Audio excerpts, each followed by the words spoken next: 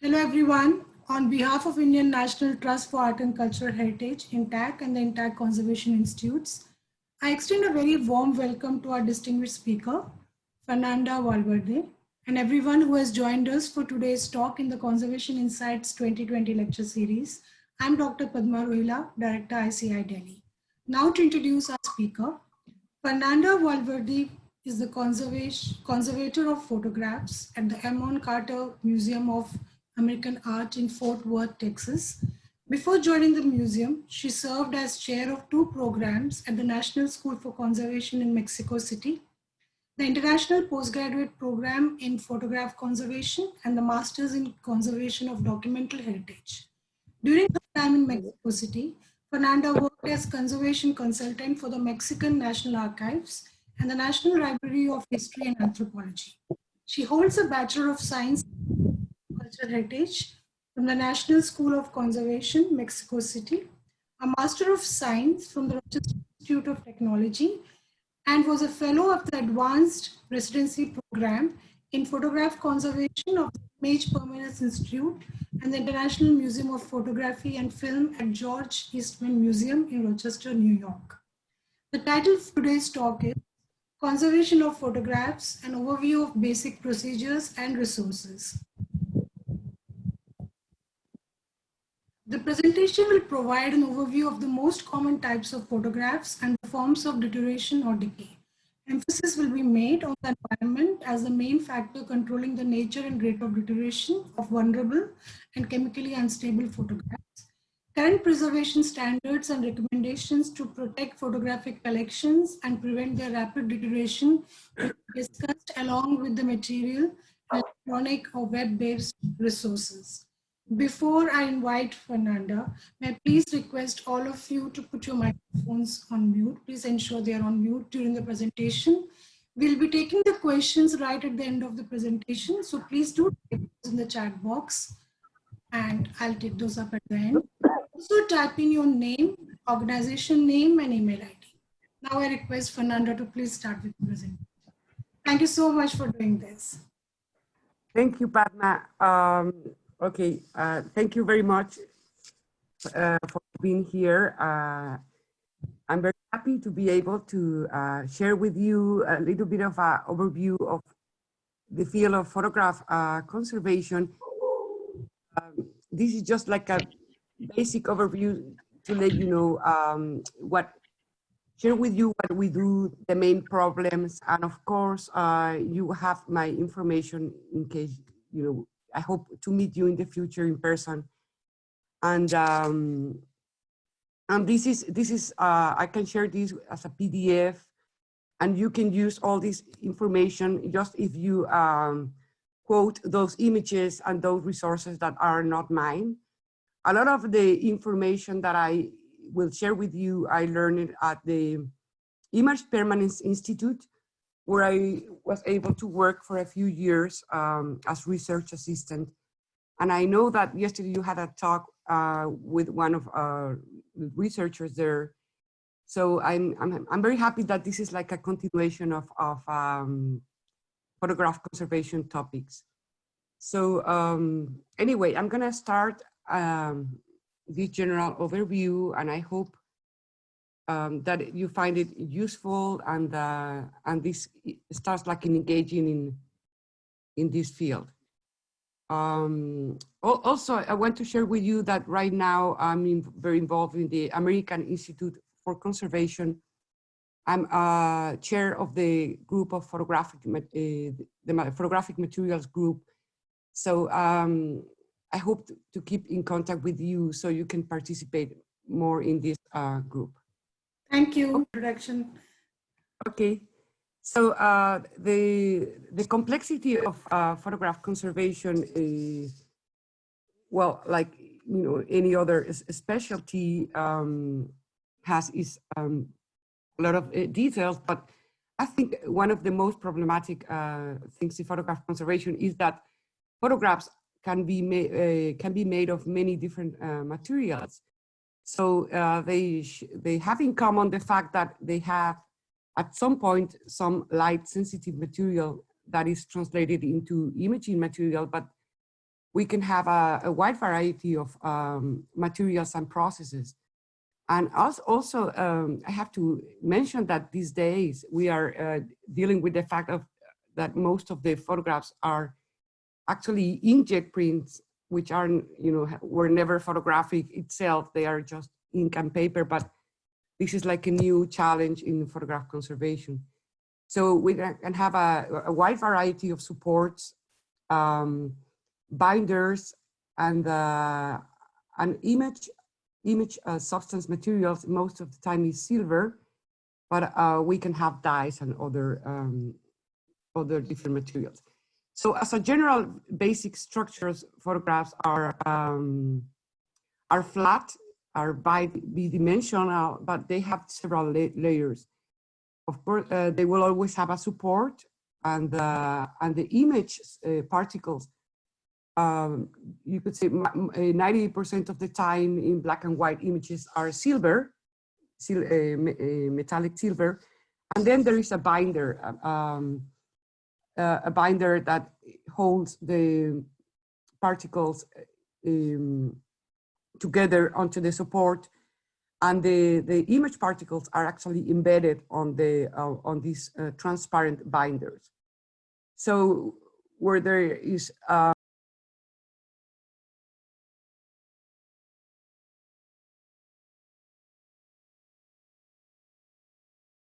Sorry, Fernanda, you're muted. I think by mistake it went on mute. I don't know. If you could unmute yourself, please. Yeah. Yeah, sorry. Okay, everything okay? Yeah, good. Thank you. Okay. So the binder holds the image particles together onto the support, and the darkest parts of the image are made of more particles, and the white or the transparent part of the images have no particles. It's just like the binder. You could say the binder is kind of empty. Oh boy. Okay, I'm trying to. So as photographic supports, we can have metal, as in the daguerreotype, paper. Paper was used have been always used as in photographic prints, but also in the very early negatives. Glass was used mostly for photographic negatives in the as a support for negatives in the 19th century.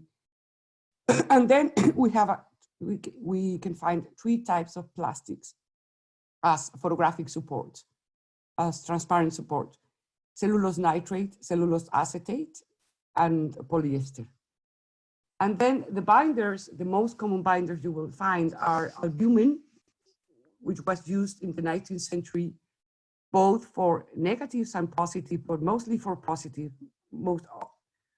Almost all positives or prints in the 19th century had albumin, egg white, as a binder of the silver particles. And then collodion. Collodion was used also for negatives and for positives in the 19th century as a binder, as a transparent varnish to hold the silver particles onto the support.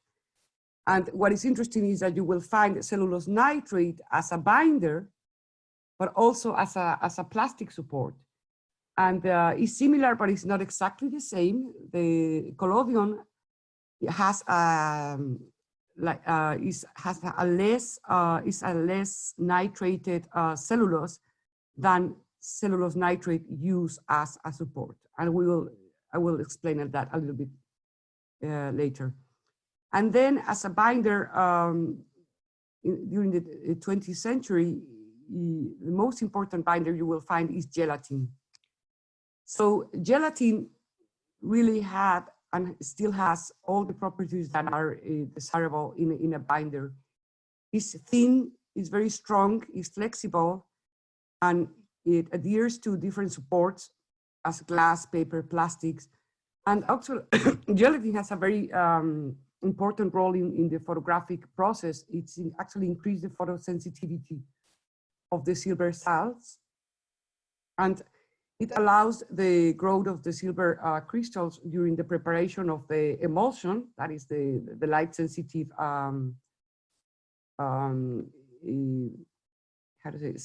substance, and it controls the activity of the developer, because gelatin can swell. All the processing solutions can go in and out of the binder, and so that the image can be processed through different chemicals to, and the gelatins, it doesn't get destroyed. Why it holds all these processing solutions is because gelatin used as a photographic binders is actually hardened with usually alum. So alum cross-links the gelatin, and then so that it decreases its solubility, and it will withstand all the processing solutions, which are very high and very low pH. But of course, even though it's hardened, in the long term, gelatin can be prone to deterioration by mold and things like that you have seen in other cultural heritage property that has gelatin. So in the photographic image, as I said, most of the black and white images that you will find in the since the 19th century all the way through the 20th century are made of silver, metallic particles of silver, and they don't look shiny because actually they are not like a polished surface, but they are actually like if they could be like a pigment, discrete particles embedded in a binder. So they actually act like creating opacity, so that they look black or sometimes brownish, depending on the size of the particle, but it's metallic silver. And then I don't have an image here for the dye clouds for color photography. I'm sorry, but you can find it in the graphic atlas that you hear about yesterday.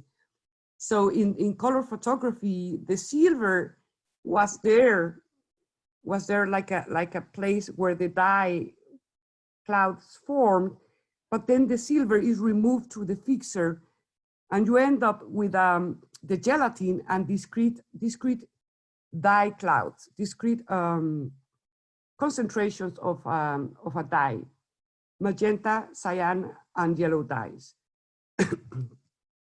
So here are a few examples of the common photographs you can find in archives and in museums and in libraries. The first one on the left, this one is a daguerreotype. This is the first photographic process introduced in 1839, and it's actually this one is very special because it doesn't have a binder. It's just the polished silver plate in which the image is created, and it looks like a mirror, and it's a direct positive, so there are no negatives, and it's unique, and it was used well for no more than 2 decades. Then you have here and here 2 negatives, which are collodion on glass.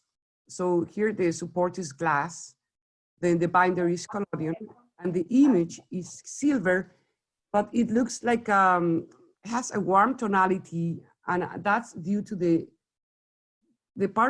silver particles are very small in this process, and the smaller the silver particle, the warmer the tonality of an image. But all of them are silver, and they deteriorate in a similar way. Then here at the right, you have a negative on a plastic support, and the image binder is gelatin, and the silver particles again form the image. And here, 2 examples of 19th century photographic prints here below, which is what you will find the typical prints of the 19th century, which is a paper support, and then egg white as a binder and silver particles as image forming substance. And here again, it's black and white, but it's not black and white. Well, it's a warm tonality because the silver particles are smaller, but still are silver particles. Here's an example of an albumin print. This was called the carte de visite, which was a photograph, kind of like the size of the cards of the presentations cards we use today.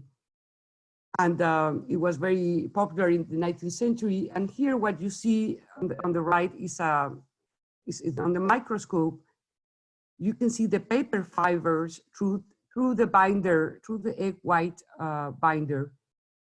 And what is different in the 20th century is not only the binder is gelatin, not albumin. And also, if you look in the microscope, you will not see the paper fibers in the transparent, in the white areas, because the paper was prepared, has a coating of barium sulfate called baryta, which gives like a very smooth white surface made of this pigment, barium sulfate. So that's what you would see in a common black and white 20th century photograph. And the silver particles that form the image in photographs are there, are the result of a reaction with light. So they were, before exposure to light, they were silver salts, transparent or white silver salts, either silver iodide or bromide or chloride, and they are reduced back to metallic silver by light.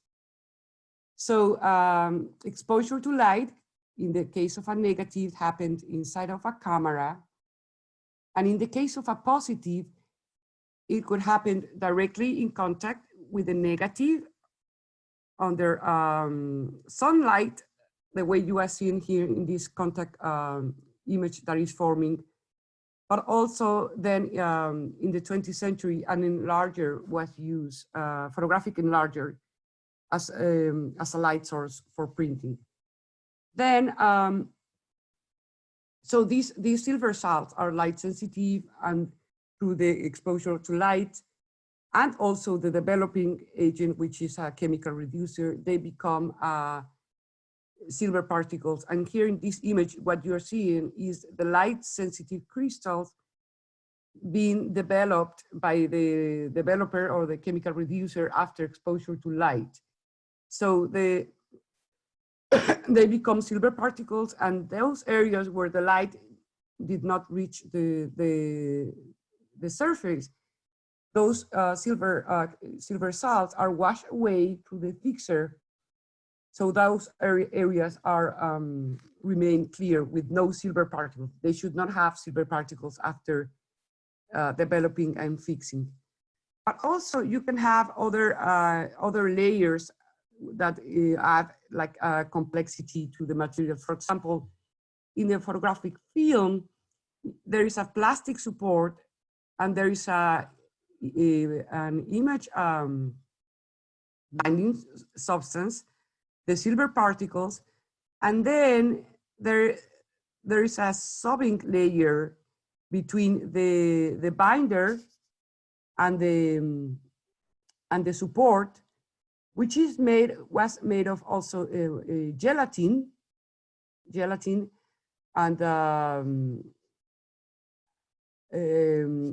a little bit of cellulose nitrate in case of the film, to adhere better the gelatin to the support.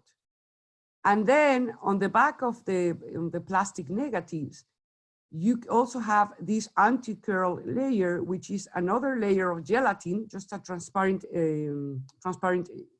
gelatin layer, to counteract the stress of the gelatin binder having only on one side and avoid curling. I mean, to bring dimensional stability to the negative. For example, in the early days of the cellulose nitrate film, before 1903, when they start using only the cellulose nitrate film with the gelatin as a binder, they found out that the film curls very tightly towards the binder side. So they start manufacturing the film with another layer of gelatin on the back. So you have another layer, the same thickness of the binder, but on the back of the plastic support. This layer is not present in motion picture films, because actually in that case, we need the film to be able to roll very tightly. Motion picture film does not have that anti-curl layer on the back of the film. And then another different layers that we can find are coatings or varnishes. For example, in this case on the left here, you see a glass collodion negative in which one side, well, there are two images. So here you see the image on the right. The photographer chose, this is by Matthew Brady, he chose this one. So he varnished, he protected this side, but he did not protect the one on the left. That's why it's scratched and oxidized. So collodion on glass negatives were always varnished with gum sandarac and copal and damar. Then you can find retouching in the positive, but also retouching on the negatives to create a better positive. For example, here in this plastic negative, this cellulose nitrate negative, you see this red dye used as a masking here on the legs of this little girl. You see this red dye used to mask the light and obtain, to block the light and kind of to lighten that area in the positive. You also find retouching with pencil and with ink and watercolor. So that's something we have to be aware when cleaning photographs. Then, of course, in more modern materials, you can find many different layers. For example, photographic color film. There are the support and the solvent layer, but also each color dye has a different layer, is on a different layer. So the cyan dye is in one layer, the magenta dye is another one, and then the yellow dye is another one, and then there's a coating, etc. And then, for example, in a Polaroid film, you can find up to 18 different layers in an image. About deterioration, you can find physical deterioration similar to other to works of art on paper or objects on glass with a binder. And for example, here I'm showing you these two images made of collodion on paper, print made of having collodion as a binder, which is very, very prone to scratching. And then here you have collodion on glass. And again, you see how the collodion is very easily scratched.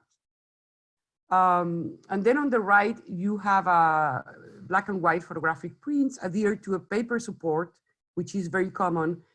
And the type of treatments in this kind of photographs are, most of the treatments are for prints are kind of borrowed from paper conservation techniques.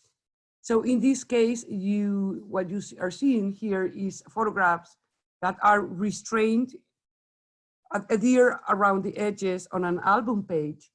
And if the relative humidity changes, raises and drops, then the paper support wants to expand and contract. And then the photograph, we have planar distortion. So this is very common also in works of art on paper. If they are adhered all around the edges, like restrained onto a support,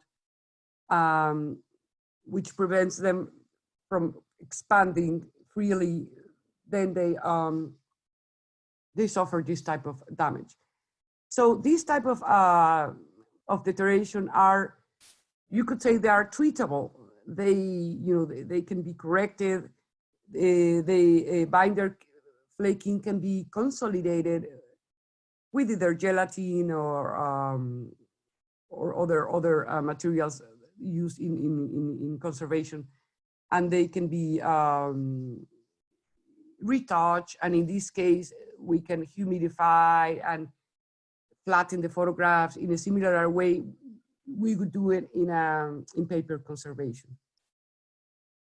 Or another common problem would be the actually breaking of the support, such as here, the glass support, of negative. When it's broken, that could be an irreversible damage, because even if the pieces are glued together, that negative, if it is printed through light, those cracks are going to show on the positive. Common problems in here down in albums, photographs being torn apart. And here again, the method used for treating this type of objects could be very similar to paper conservation, but what is very different in photograph conservation is actually the nature of the binder. The presence of a binder, albumin, collodion, or gelatin, which makes the treatment more complicated, to avoid ruining that binder and ruining the gloss of a photograph, etc. Here you have in this side on the bottom left, you have cellulose nitrate negative, and the support is broken. Yes, that is a physical damage, but that physical damage comes from a chemical decay. So now I'm going to mention chemical decay, which is irreversible and more complicated to deal with. So since photographs are made of silver, the image is made of silver, so the image can oxidize as it happens in a metal object. But in this case, what it would produce is actually the loss of the image. Here on the left side, you have a daguerreotype. I'm showing you a daguerreotype in which that's a unique object, as I told you, on a silver plate.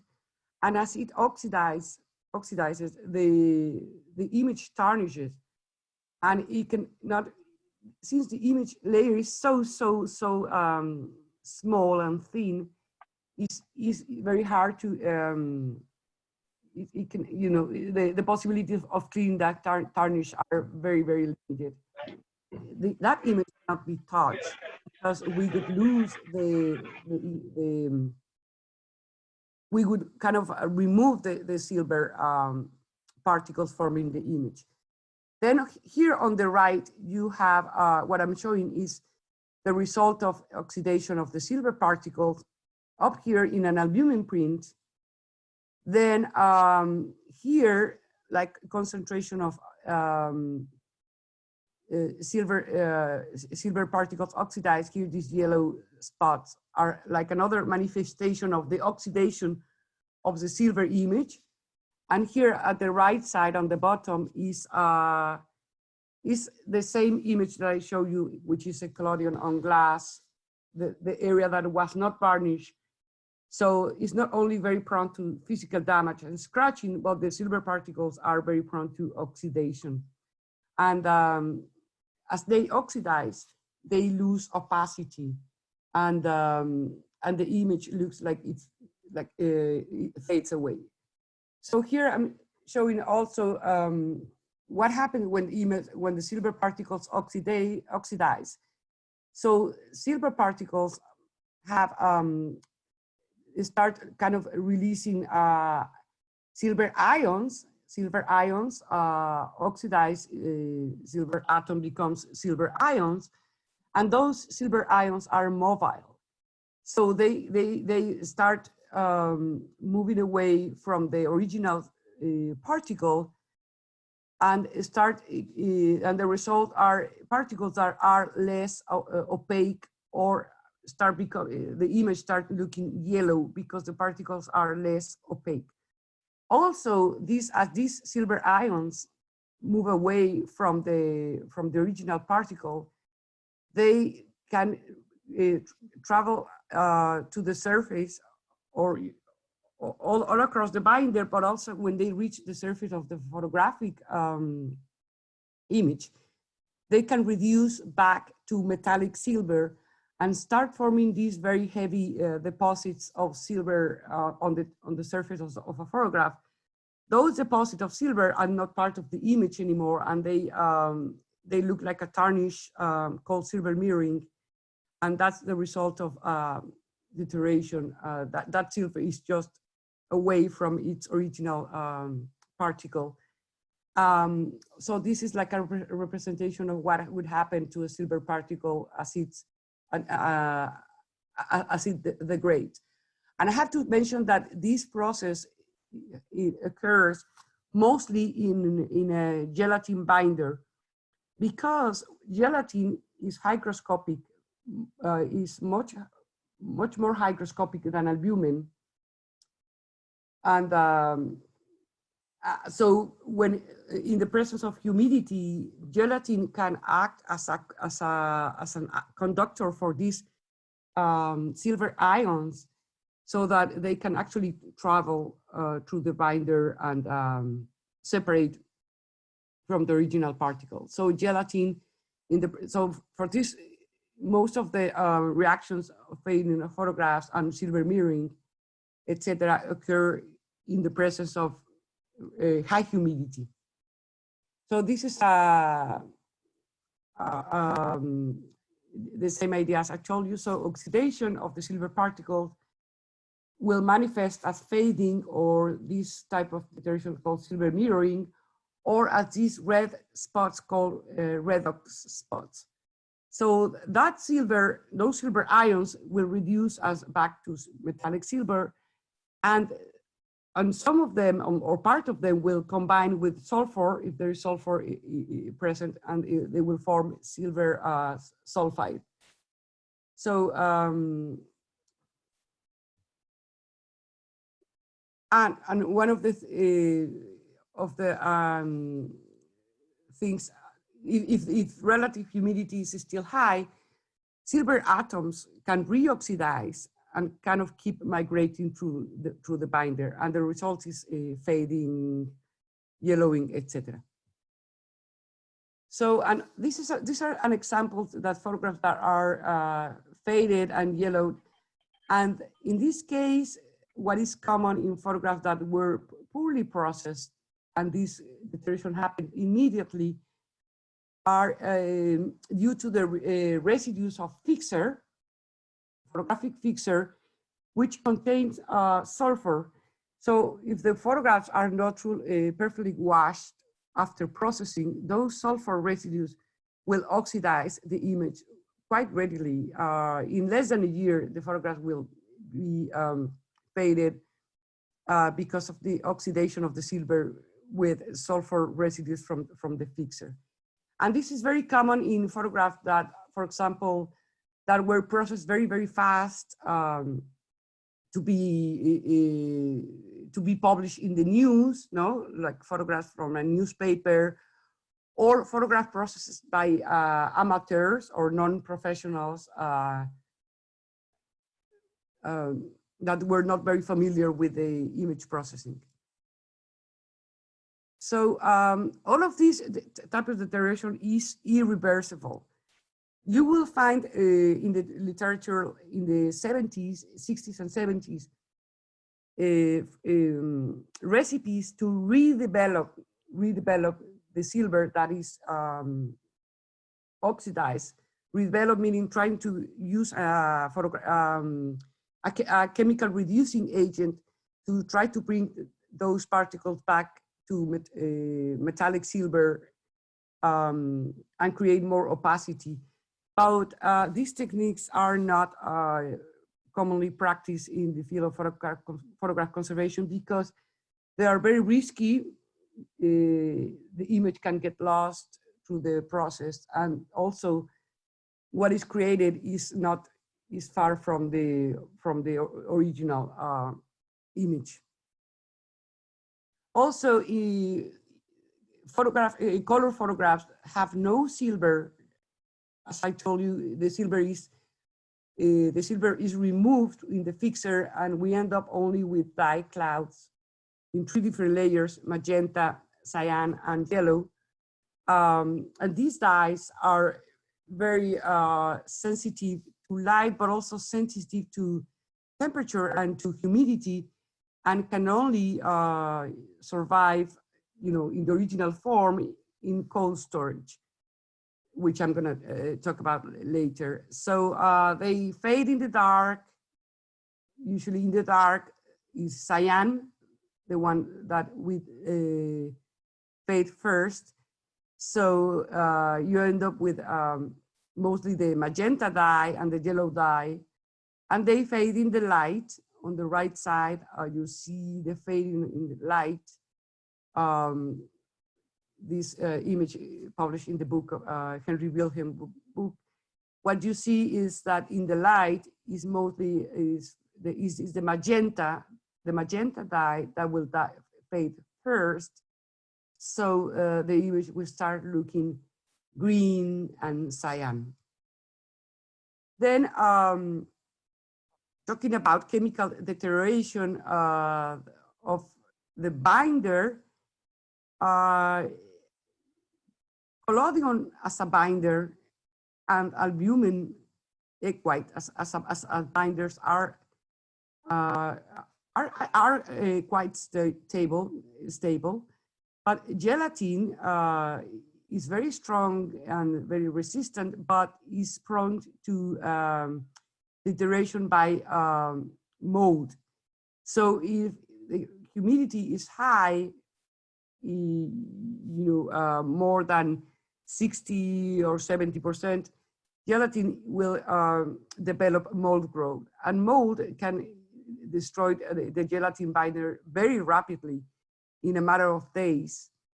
For example, when there is like a water damage or disaster, the gelatin can get destroyed in less than a week, and the mold will hydrolyze gelatin so that it becomes soluble and sticky, and it will adhere to adjust any materials that are in contact with the gelatin. And what is interesting is that the mold will not attack the silver particles, because silver is actually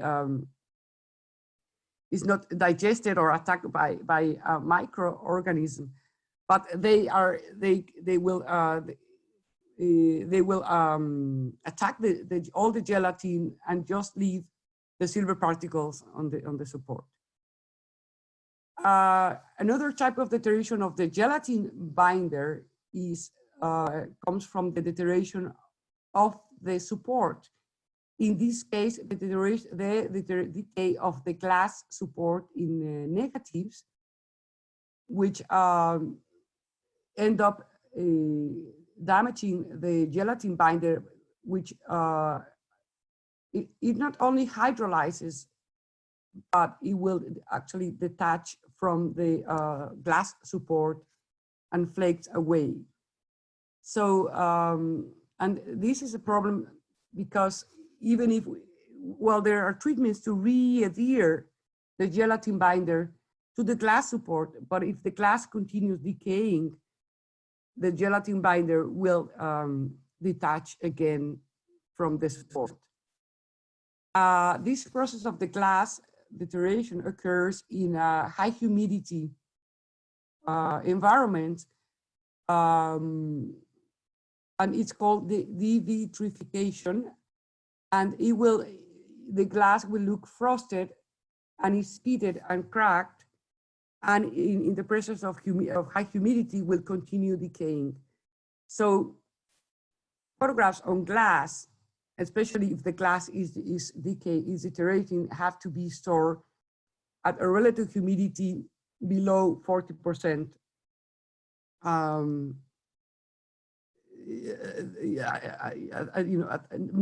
maximum of 40% to avoid further deterioration. So, and this is a very schematic representation of the deterioration of glass. in which, in the presence of moisture, glass is attacked, it releases its cationic ions, such as sodium and potassium, that were part of the network or embedded on the network, and they're released, and they leave these kind of pits or little holes that give the frosted look on the glass. It looks like frosted, but these cations, sodium or potassium, form sodium hydroxide or potassium hydroxide, and that's very, very alkaline. So those products of the composition of the glass will hydrolyze the gelatin binder because the pH is very, very high. And then another example of the deterioration of the gelatin binder and the gelatin binder and the image together, of course, is the deterioration of the plastic supports. So the most problematic or the worst nightmare in photograph conservation is the cellulose nitrate used as a transparent support for film, and which is similar to collodion, but has a higher degree of nitration and is unstable. Is a very unstable material. Unstable, what I'm saying unstable is not stable at room temperature. So cellulose nitrate film deteriorates at room temperature, and the process is spontaneous, that it occurs even without high temperature or even without high humidity, and is autocatalytic, meaning that it is self-sustained.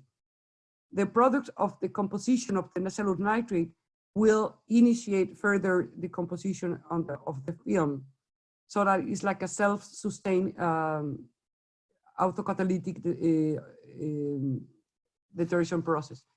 And in the early stages, it won't be noticeable until there is enough acid coming out of as a decomposition product that it will trigger the deterioration very rapidly, and the materials enter in a phase in which deterioration occurs very, very rapidly, and it needs to be frozen to slow down that deterioration process. So here is a representation of cellulose nitrate as a film. So it's cellulose, but cellulose is nitrated with nitric acid, so that nitro groups attached to the lateral groups of cellulose.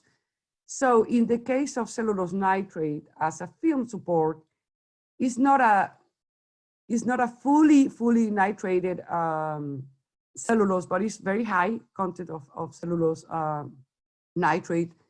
At least is 2.3 nitro groups degree of nitration. And in the case of collodion, which is cellulose nitrate as a binder, there is only one nitro group per cellulose ring. So the degree of nitration of collodion or cellulose nitrate as a binder is much less, so is more stable than cellulose nitrate used as a photographic support. So when as this plastic decays, the nitro groups introduced during nitration are released, and these nitro groups are very oxidant. And also in the presence of humidity, they form a very strong acid, nitric acid, which destroys the image and the binder and cause further deterioration. So these are examples of cellulose nitrate negative, in which the binder, the gelatin binder, softened to the point of it becomes really like a very sticky syrup, and it adheres to the paper sleeve, or it will adhere to any other surface, and to the point in which it cannot be detached.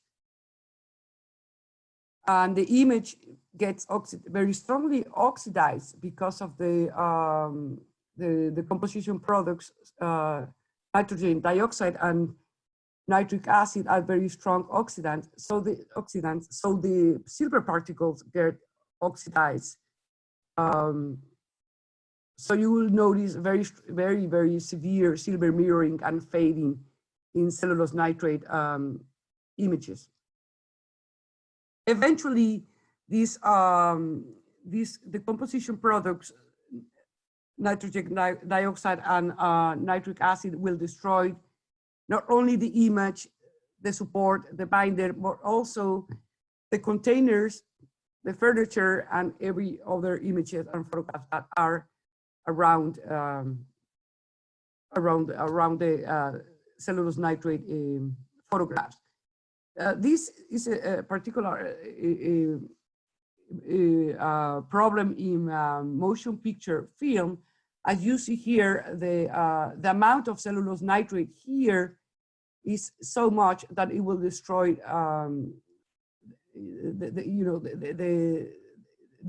can destroy the entire collection that is in the same room.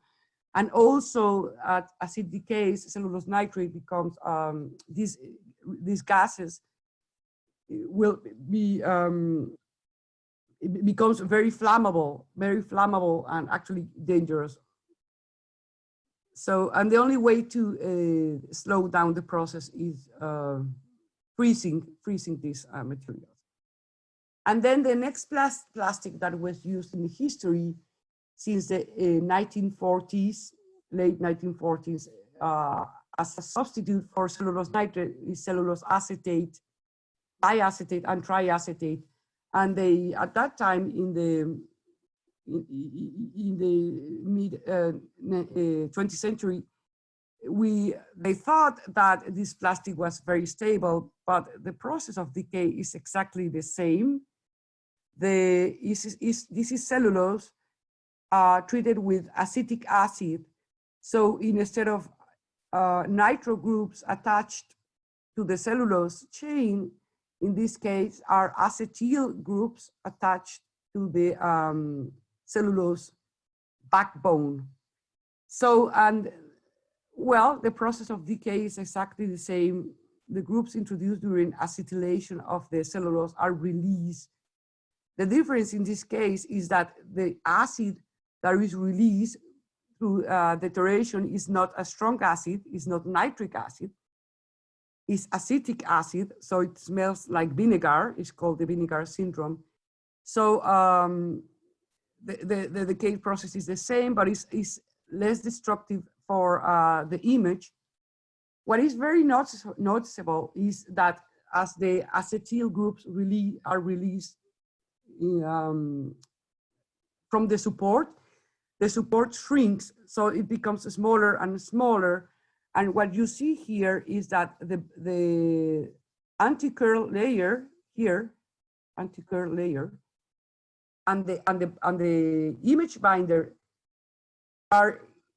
start being bigger than the support, and as these layers are bigger, they start curling and detaching and forming these kind of channels, because now the support is much smaller than the image side, that the gelatin binder and the anti-curl layers. So these the support in the middle of this kind of sandwich start shrinking, and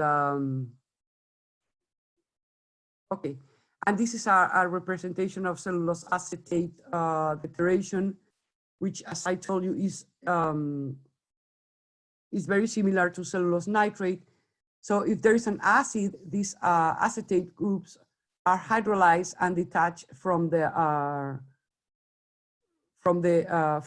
structure, and it's again is an autocatalytic because the process is started with acids, and acids are released. So that acid that is released will start further deterioration, and it doesn't get consumed. It doesn't end up. It doesn't get consumed in the reaction. That's why it's called autocatalytic. So again, in the early stages, it's not noticeable. But then after a certain point in which there is enough acid build up in the film, the deterioration starts moving very, very rapidly. So this is again examples of cellulose acetate in when the plastic shrinks up to 10%, and the gelatin binder and the anti-curl gelatin layers are bigger than the support, and they start curling up and detaching from the support.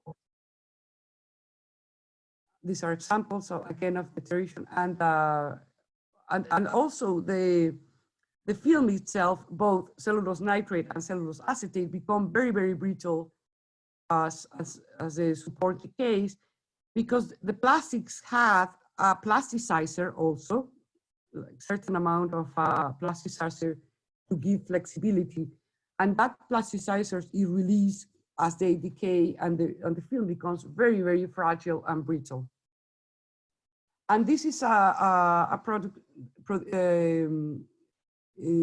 that was designed and is produced by the Image Permanence Institute to detect the release of acetic acid in early stages before the process becomes autocatalytic, before the amount of acid is so much that it will decay very rapidly, so that it provides like a warning that is designed for cellulose acetate, that the process of deterioration is starting, and it can move fast depending on the color of the acid detector. So the acid detector, which is bromocresol blue, becomes yellow, green, and yellow depending on the amount of acid. And that amount of acid, it relates to the level of deterioration on the film. So it's like an acid detector, but you could say calibrated for the amount of acid that is released in cellulose acetate film. So, and with this kind of testing, one can survey the collection and decide, and kind of be aware of the level of deterioration of the photo of the film support, and decide, what to freeze or what to do, or the level of emergency. And then I'm going to show you a few examples of actually possible treatments, or treatments that are currently done in for photographs. Daguerreotypes can be electrocleaned depending on the thickness of the corrosion layers, and can be quite successful. Before the electrocleaning became perfected, they were cleaned with thiourea or things like with strong acids, and they realized, of course, that the damage on the plates were greater than the benefit. But you can find actually a lot of extensive research on the cleaning of daguerreotypes. And also, what is commonly done are treatments that are similar to paper conservation. For example, consolidation of the gelatin binder, mending of tears, tear repair, inserts, retouching, flattening, surface cleaning. Most of the 19th century photographs are mounted into paper or album pages. So in that case, a lot of techniques are borrowed from paper conservation. Again, as I told you before, the challenge is the binder. The binder can get damaged with, depending on the, if it is albumin, collodion, or gelatin with different solvents, or with water, etc. This is another example of, on the left, you see broken negatives, and this is they can be housed like just this is very commonly done. The pieces are stored like separate, like in a zinc mat that has like a shape for each of the pieces, so that they are protected, that they are not touching each other. And then when the negative is needed for a scan, the pieces are put together so that nothing is done to the negative, or they can be re-adhered. This is in preparation of re-adhere with epoxy adhesive. But again, well, of course, that would be irreversible, and still the crack will print through the negative. And in the right side, you have another example of a photograph that is severely undulated because of high humidity, and the photograph being attached only to the edges, so it's restrained to a support. So in this case, a lot of often the treatments are detached, the photograph, humidified, and re-adhered to the support. But what is most important for preventive conservation to be aware of the photographic standards and storage standards. And these standards, ISO, have been put together by groups of experts in the photographic industry, and also in collaboration with with research scientists, such as the scientists of the Image Permanence Institute, and also with the input of conservators. So these are, I would say, the most important ISO that you should be aware for photographic preservation. One is for to decide and choose the enclosures, the storage boxes and enclosure materials. And then the second one for safety photographic film storage practices, the 2000. That one is for cellulose acetate film, but also is good, you could say is good for cellulose nitrate, because both film support deteriorate with the same, following the same mechanism. And then the third one is for plates. Plate meaning photographs on glass, such as glass plate negatives. And what you could see in the standard for storage, the most, I would say, the most relevant thing are the temperature and humidity ranges for storage. So here you see in an acetate base, which could be kind of like a similar recommendation for acetate and cellulose acetate and nitrate. The temperature, it gives recommends very low temperatures and low humidity ranges.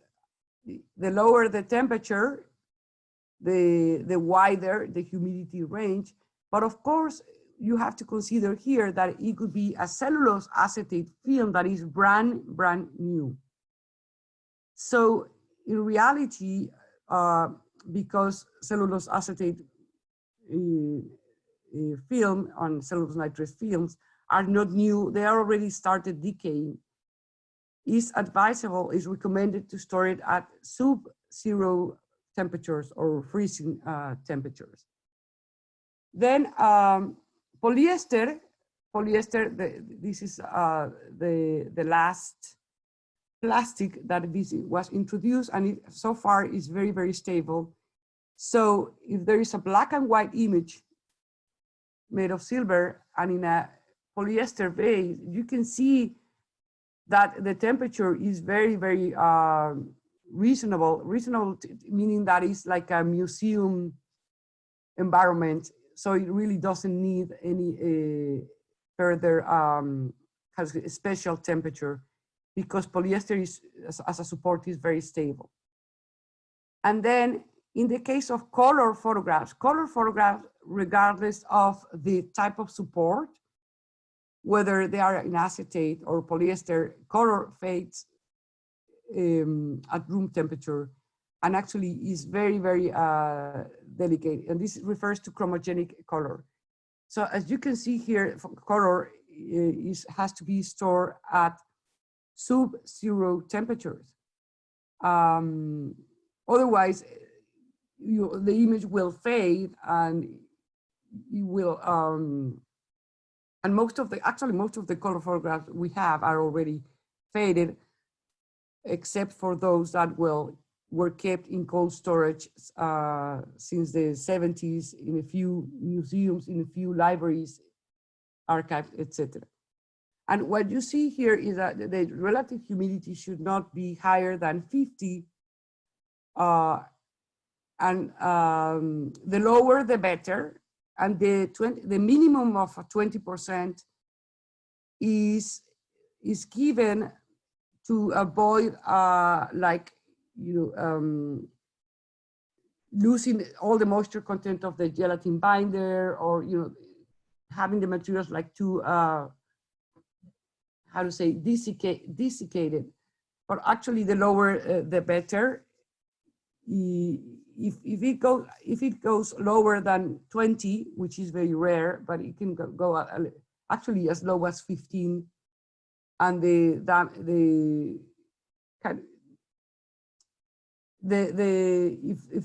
the photographs curl or shrink, that is reversible. So I would say that the high humidity is kind of really like a much more risky situation than a concern than low humidity. And these standards, the ISO standards, come from the experience, the practical experience in conservation, but also from research done at the Image Permanence Institute with under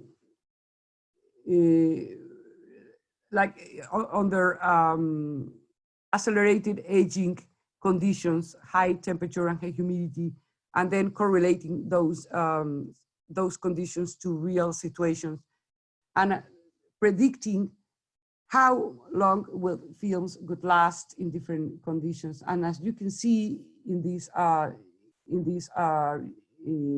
calculations, if cellulose acetate that has always been stored at sub-zero temperatures and a moderate humidity could last much more longer than film that is stored at room temperature and high humidity conditions. And this is again a table from the publication of the Image Permanence Institute in text, which explains how if a factor meaning that if the relative humidity is brought from 50 to 20, a film will leave, meaning that will last 3 times more and 50 times more, etc. Here you see 540 times more if it is at sub-zero temperature and 20% RH. And regarding paper enclosures, both paper and plastics enclosures are used, and paper is preferred because in case of high humidity conditions, plastic will kind of will trap humidity tighter than paper. But the most important consideration for photographic materials is this ISO standard, which is a test called the photographic activity test. This one was also introduced by the Image Permanence Institute, and this is a test in which they test the material. It can be a sample of paper, a sample of plastic, etc. Whatever is going to be in contact with the photograph, and they age it in an oven in contact with something with a silver, a sensor with how do I say, with a sensor that has silver particles and can get oxidized or faded if the material is not indicated. So this test is also done by other research laboratories, but it gives an idea if a material is appropriated for storing photographs. But also, the only thing is that this test is good. So the material is reported as passed the PAT test or not passed the PAT test. The test is good for certain batch of materials, because if the paper envelopes or the paper products change, sometimes the manufacturer will not give notice, and the test would need to be done for the next batch. And for storing, most negatives are usually stored vertical, and positives are horizontal in boxes. This is an example of cabinets and then National Archives, in which the negative plates are stored in these kind of metallic dividers. And so what is currently done, or trying to be done everywhere, is cold storage of photographs, cold storage of the plastic support. Polyester is okay, but all other cellulose nitrate, cellulose acetate, and color photographs. So a lot of institutions already have like very large freezing frozen rooms, or done in microclimate, meaning in commercial freezers that do not control the relative humidity, but the negatives or the materials or the photographs are stored in bags at a low relative humidity, so that after putting them in the freezer, the photographs are kept frozen, but with a low relative humidity in that container. So this is an example of a material that is vapor barrier, which is called marble seal, which is aluminum with polyethylene on both sides, so that is vapor proof, so that if the photographs are sealed in that bag, and the bag is perfectly sealed at a very low relative humidity, they can be frozen and last much longer. This is another example of how to create a microclimate for a freezing. That's the way we have it here for cellulose nitrate film at the Amon Carter Museum. So the negatives are placed in boxes containing paper, so that no air, very little air is left in the box. And these negatives have been equilibrated at a relative humidity of 30 or up to 40%. And then they're placed inside two bags, one bag with a humidity indicator, and then a second bag with another humidity indicator. So because polyethylene or these plastic bags are not a vapor, full vapor barrier, these containers will eventually allow humidity to go into the package. But since we have the humidity indicator, these boxes are checked every month in the freezers. And if the humidity is rising inside the plastic bag, the boxes are taken out, the negatives are reconditioned again to the dry humidity and then close back again and put it in the freezer. And what is in, what this works because if the plastic bags, the polyethylene bags are taped very well, they can last this type of packaging up to 5 years or even 10 years without allowing moisture into the package. And that is because when vapor or water vapor moves very, very, very slowly as the temperature is lower, so that at room temperature, a plastic bag would allow water vapor to cross quite rapidly, as you see here in this 21 Celsius, the days for equilibration, meaning the moisture to get into the bag. But at sub-zero temperatures, the water vapor moves very, very slowly, so that that bag can last for a very long time without changing the low relative humidity inside the package, so that those freezers they can be just commercial freezers. And these are examples of cold storage vaults. Here on the left side, you have the vault. I'm showing the vault that we have at the Amon Carter Museum, and these are the cabinets, and these boxes are for prints, for color prints. And there is the cold vault is at sub-zero temperature and at 30% RH.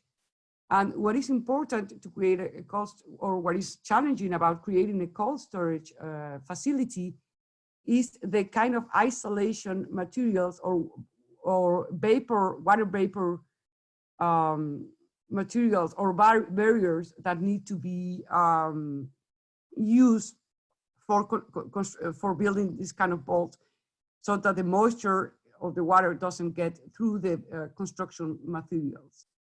So most of these rooms are like a big freezers with freezer walls. And out here in the right, you have the National Archives and Record Administration. This is a very, very large vault. So here's again the Amon Carter Museum.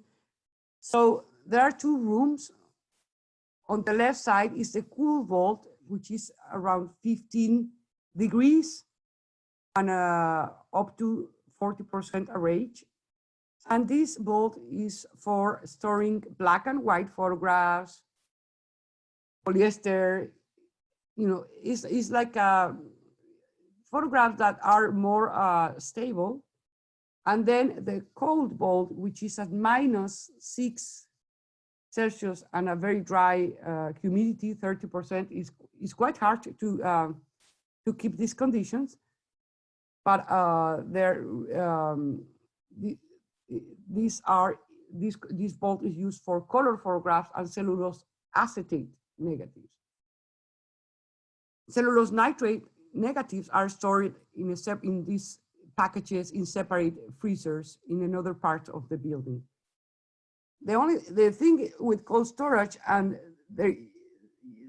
a transition room, in this case, I'm writing here vestibule, 4.5 Celsius with like an intermediate temperature and intermediate humidity, is a place between the two rooms, the cold and the cool, to extract photographs from the cold storage and then wait in the vestibule for up to 8 hours or 12 hours, and then transition into the cool, and then transition into the room temperature. And this staging of raising the temperature is needed to avoid water condensation on the surface of the photographs, that's really very, very important to take into consideration when creating cold storage. If the photographs are in a plastic bag, as I show you for nitrate negatives, because the plastic is protecting the images, and if water condensates on top of the plastic bag, nothing will happen. But if the photographs are naked or unprotected, they need to stage the temperature up and up to avoid crossing dew point. To introduce them in the cold storage, nothing is needed. They can just go directly into the cold storage. But the problem is when cold photographs are taken out to the museum conditions, they need to either be wrapped in plastic or to stage in take the temperature up slowly. This is the construction of the Amon Carter cold storage, actually expansion. So here you can see the panels these are like freezer panels. The walls, the ceiling are made of freezer panels, and the lower the temperature inside the room, the thicker the panel, the insulation panel that needs to be used. And the floor is insulated, is cement, but has a layer of polyester to as an insulation material. So actually it's like a double slab of on the floor. So as a conclusion, I would say yes, temperature freezers are important. Temperature is bringing the temperature down is important, but in the meantime, if cold storage is not possible or the freezers are not possible, the priority should be to avoid high humidity. I know that the climate you have, you know, in India, of course, is very humid, but what can be done is to create microclimates with desiccant materials. And that is currently done in places where they don't have cold storage or they have humid climate, to create boxes with desiccant materials. So at least the humidity is low, and that's already like a big benefit. Okay, and these are the resources that I would recommend you to look up, the web pages. The American Institute for Conservation has a lot of resources, not only workshops and publications and meetings, but here we have been working in the photographic materials group. We are actively working on a wiki, which is free. It's free and it contains a lot of information, is updated by professionals. So this is like a growing research. I encourage you to use it, and also let us know if your input. You are aware also of the Image Permanence Institute and all the resources and publications they have. Then in France, there is a place called the Center for Research in Conservation of Documents and Graphic and Photographic, which they do a similar research as the Image Permanence Institute and have publications similar to the Image Permanence Institute. The Canadian Conservation Institute, the Getty Research Institute. Then Henry Wilhelm is a researcher which has done a lot of on dye fading, and he has publication, but also has a web page where he currently publishes update research on color photographs, but also on digital prints, and especially inkjet, and he's always testing for light and fading. Then the Northeast Document Conservation Center has a lot of free publications. And then the last one is another place in France, which is the Atelier of Conservation of Photographs, where they offer also training and workshops. And with this, I would like to thank you very much for your attention. And I know it's like it was like everything about everything in one presentation, but I hope it was useful. Thank you. Thank you, Fernanda. It was indeed very useful. We do have few questions, so with your permission, I'll take those up. Okay, let me see. I'll read them out. The first one is retouching common in wet collodion glass plates? Is it a common thing to do in wet collodion glass plates? Pardon me again? Is retouching a common thing in Mm, wet collodion yes. glass plates? Oh, yes, yes. Collodion glass plates were retouched with graphite. Yeah, yes. Actually, what you will see in collodion negatives is that the varnish that protects the image was slightly abraded to give it like a certain tooth to the varnish. And then with graphite, they will retouch, you know, like mostly the face. You will see with a lot of, actually they had like a retouching set to, like a light table, with, of course, with natural light to retouch the face so that when we print it, the image would be much improved. Also, they used like dyes as to mask, for example, the sky on the clouds and things like that. Yeah. Mm-hmm. Thank you. If a colored photo, in a colored photograph, if the top layer, which is the photofilm layer, is degraded, what is the conservation option in that case? Is there any conservation option if the the top layer is degraded or is lost? Well, it depends the reason for degraded. What is in color photographs? Well, color photographs can be degraded by mold. So if it is degraded by mold, the problem is that the gelatin will be very water soluble. So yes, it can be, if that's the case, it can be consolidated, but it has to be done like fixed. Has to be done, you know, with a very controlling the amount of humidity.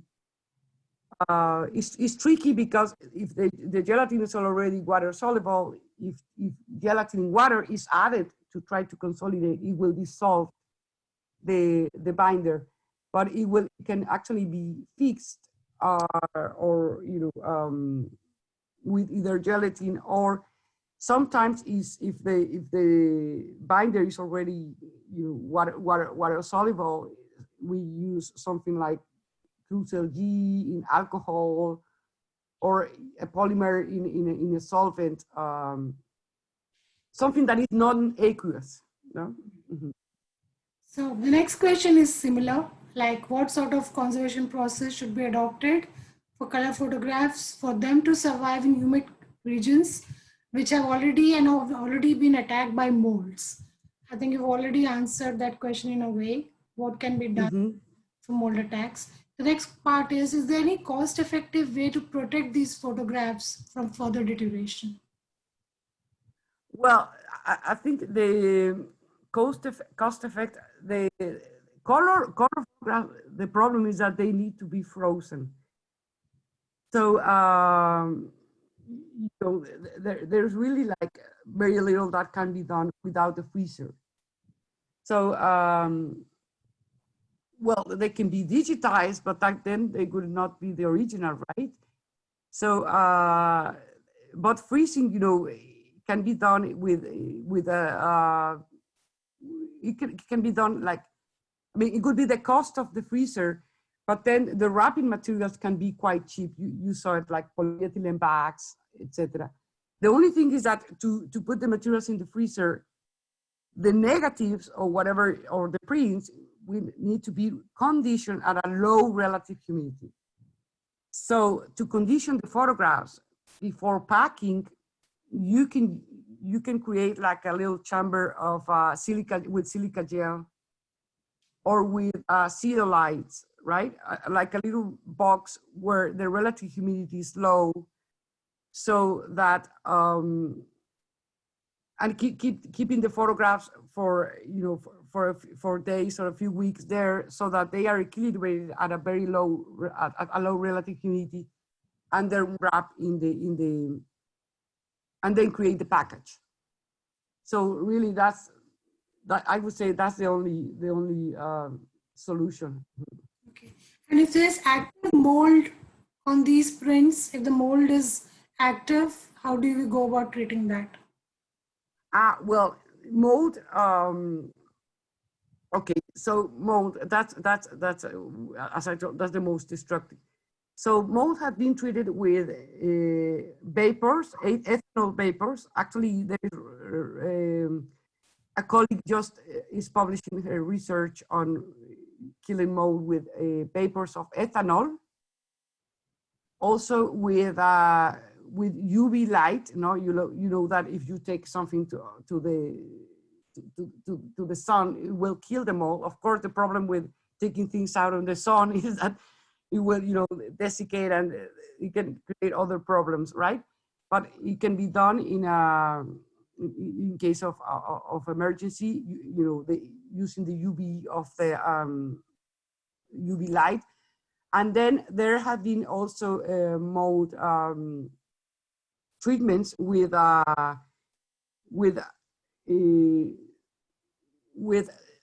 let me see, citricidine. There is a research done by a colleague in Mexico that, you know, I can send you the information, but she tested with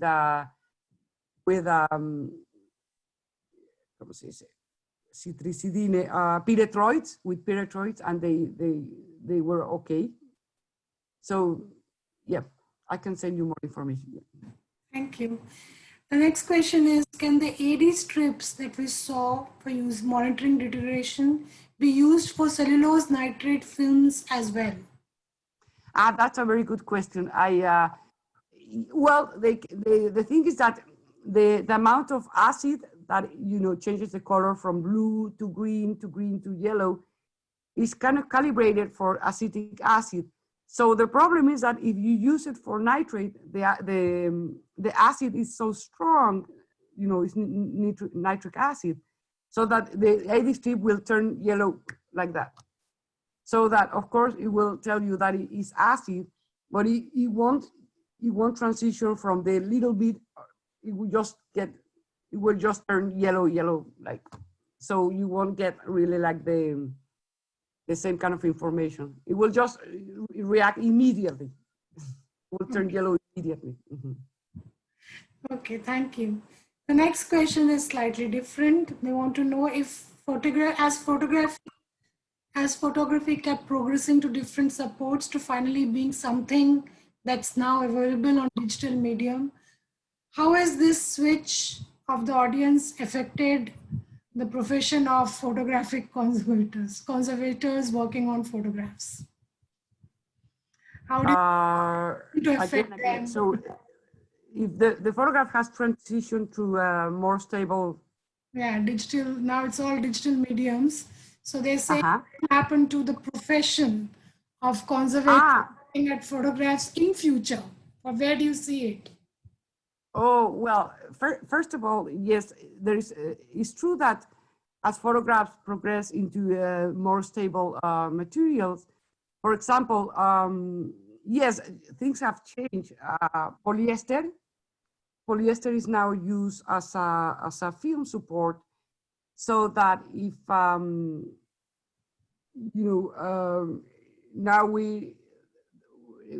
most of the, for example, in motion picture industry, polyester is used as a film support. The problem are the dyes. The color dyes are still not very stable, so it has to be frozen. And then what is challenging, I think, for photograph conservation is that we have to take care of the old photographs, 19th century, 20th century photographs. But now with inkjet technology, with digital technology, the challenge is that the technologies are changing very rapidly, and we don't know a lot of the materials that are used for printing, and that they are still trade secrets, and the technology are moving very, very fast. So that I think the challenge for the future are digital prints, all the different forms of digital prints. Okay, thank you. The next question is, can you please explain the tanning process of silver with alum, as you had mentioned? Can you please explain that a little bit more? The tanning silver in the tanning process, that's not for silver, that's the gelatin. Gelatin that is used as a binder, is like the yellow, like gelatin the gelatin that we use for eating, right? Gelatin is is a polymer extracted from collagen, of bones and skin. But so is water soluble, but after it's applied as a binder, when a photographic material is produced, the solubility has to be decreased, because a photograph is processed through the developer, which has a pH, between 11 up to 14, and then the fixer is acid, etc. So that the gelatin cannot be just like gelatin, has to be tanned, has to be hardened. So that what that means has to be cross-linked, so that it's still swellable, but it doesn't really actually dissolve in water. So with alum or chromium cations with a +3, that are able to cross-link the gelatin. So that would be like a tanning process or a hardening process of the gelatin. Okay. Thank you. I think those are the questions. A lot of thank yous for you, Fernanda. Thank you so much for doing this talk. People have your email ID, so I'm sure you'll get some queries. And apart from that, whatever information you do send me, I'll share it with everyone who's registered. So thank you everyone for joining us. Thank you, Fernanda, for giving this talk. It was a wonderful experience. So much, thank you. So much is there to learn, and you've really put a lot of it in that more than an hour of talk. Thank you for your patience. Thank you for taking time out in these difficult times. I really hope that everything gets sorted at your end, all the problems, and stay safe, stay healthy. All of us wish you well, and have a great time. And thank you so much. Thank you everyone for taking out the time and joining us. Oh, Padma, one thing, is this going to be recorded? Is this going to be available? I'm recording it. So once the recording gets edited properly, I'll share a copy with you, and one will be uploaded. It does take a little time for us to edit it, because we are doing so many talks, and we are like, the talk is much faster than the editing process. So it takes of course a little time, maybe in 15-20 days time, I'll send you a copy. Whenever it's ready, I'll share your copy with you. Okay, thank you so much. Thank you so much. Hopefully we can catch up and meet face to face one day if things improve. Thank you so much. Take care then. Bye. Bye, Padma. Bye, everyone. Bye, everyone.